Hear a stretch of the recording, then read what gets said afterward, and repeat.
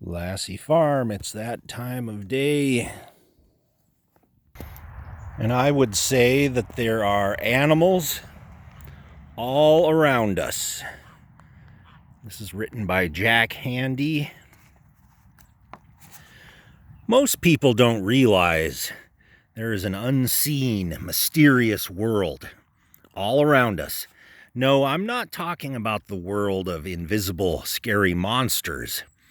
I am talking about the world of bizarre little animals that live alongside us right in our homes.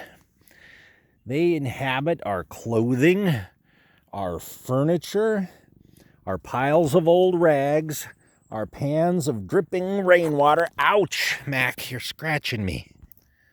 Our pans of dripping rainwater, even our bodies themselves. Some of these creatures are so microscopic you can barely even see them. Others are bigger, but you probably can't see them without your glasses if you wear them.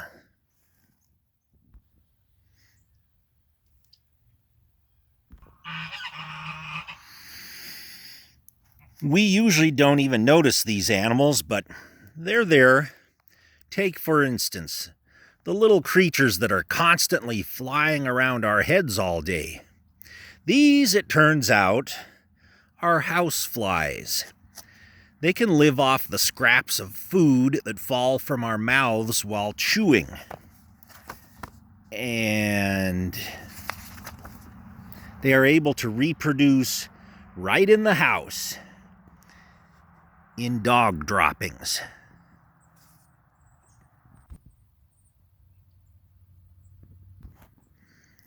Or consider even smaller animals which live unnoticed among the hairs of our private regions. They are called crabs.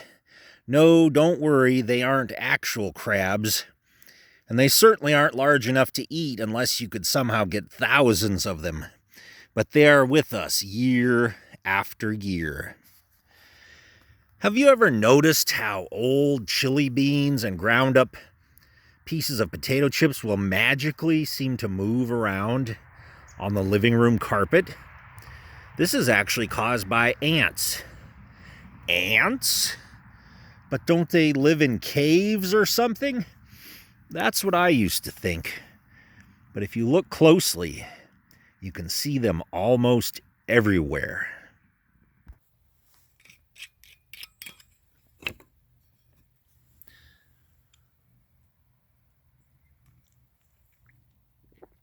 Oh, God, that's good.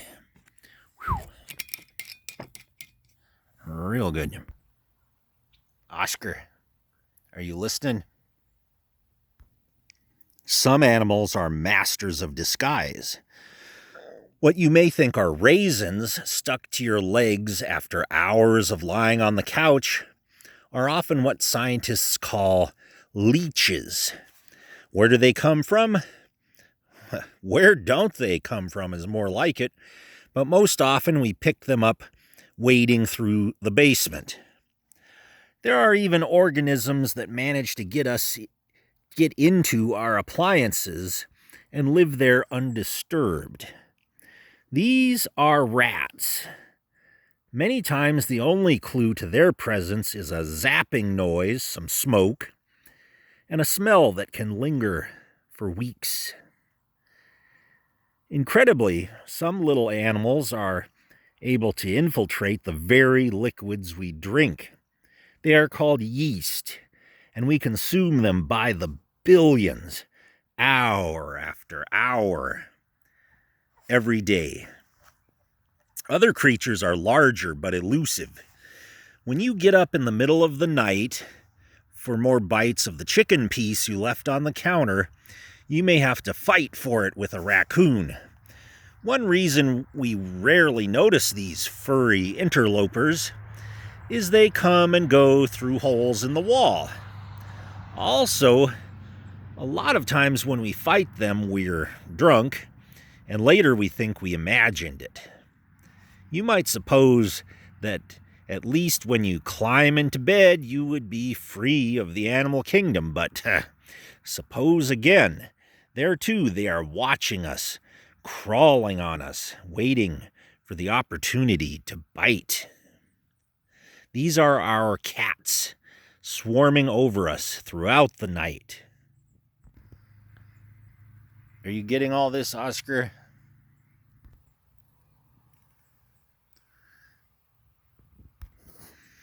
No doubt, some of these invaders can be harmful.